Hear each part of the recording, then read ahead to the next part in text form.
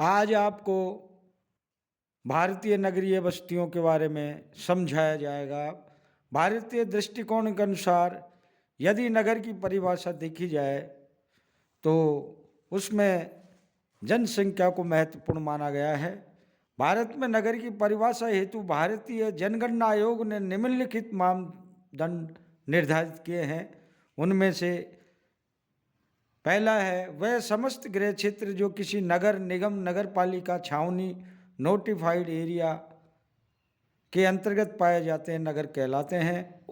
उस क्षेत्र विशेष की जनसंख्या कम से कम 5,000 होनी चाहिए। 400 व्यक्ति प्रति वर्ग किलोमीटर वहाँ घनत्व होना चाहिए। वहाँ के 75% कार्यशील पुरुष गैर कृषि कार्यों में लघु हों।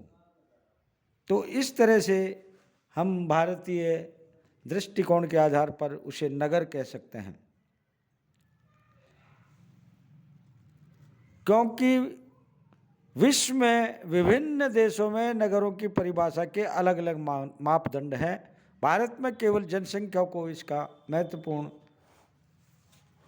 मापदंड माना गया है और नगरों को यदि हम जनसंख्या के आधार पर विभाजित करते हैं तो उसकी विभिन्न श्रेणियां बनती हैं, जैसे प्रथम श्रेणी के नगर, द्वितीय श्रेणी के नगर, तृतीय श्रेणी के नगर, चतुर्थ श्रेणी के नगर और पंचम षष्ठम श्रेणी के नगर।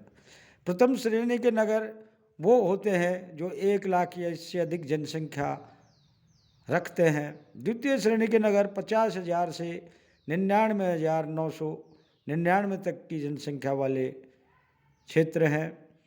तृतीय श्रेणी के नगर उनको कहते हैं जहाँ 20,000 से 49,999 तक की जनसंख्या पाई जाती है। चतुर्थ श्रेणी के नगर 10,000 से 19,999 तक की जनसंख्या वाले कहलाते हैं।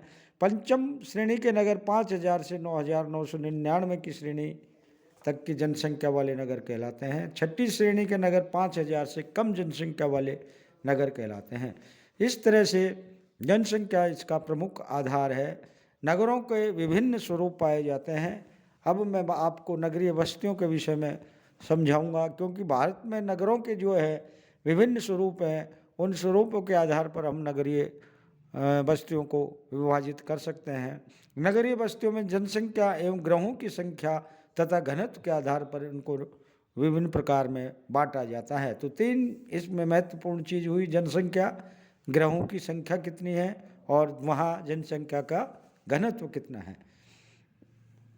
अनुवर्ती बस्ती, नगरीय पूर्व बस्ती, नगरीय गांव, कस्बा, नगर, महानगर, संघ नगर और जिसको हम कन्वर्जेशन कह सकते हैं, मेगा